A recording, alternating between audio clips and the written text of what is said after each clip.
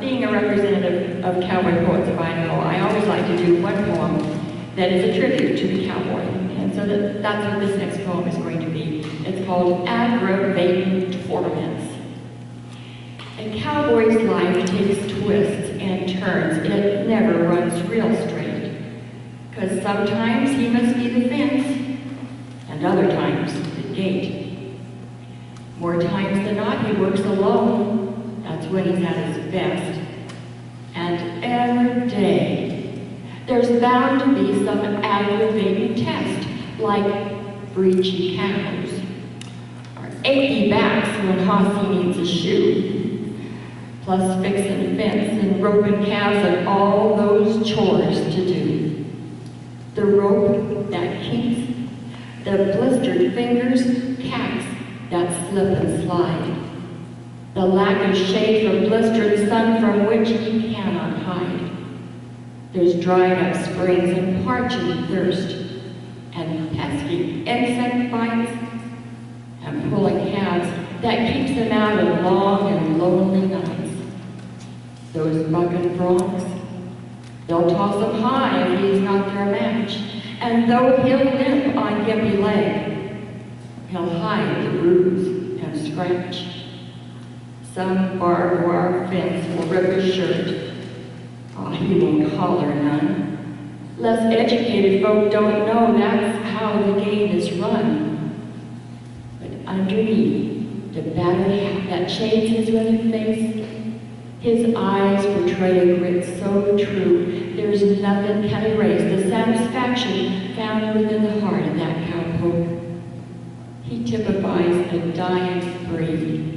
Extraordinary folk who would not trade the way they live, for therein lies the joy.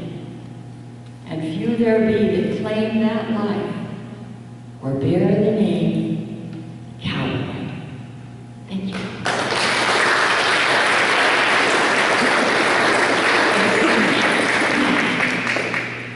This next poem just kind of underscores the difference between a man's mindset and a woman's mindset. It's called My Checklist. Now, my husband tries to tell me. He warns me all the time that my checklist for horses is more silly than sublime. The things he looks for in a horse are sensible, you see, and while that system works for him, well, not so much for me. His horses must be straight and sound and have some expert training to help them understand leg cues and get the hang of reining. He's looking for a gentle horse so kids can ride him too, with first-rate disposition and an easy one to shoe. He's got to have a real kind eye and lots of good horse sense, and stand composed and quiet when he's tied up to the fence. He's got to know side passing, so he's opening up the gates, and not be whinnying and pawing. Ooh, that's the stuff he hates. His checklist will include the age, the breed, the sex, of course. He wants it all, and wants it at a real good price, of course. So he's still looking, and it's really messing with his mind. He'll never get that perfect horse. They're just too hard to find. But my checklist has just one item that I'm looking at. Before I buy, tell me, does that horse make my butt look fat?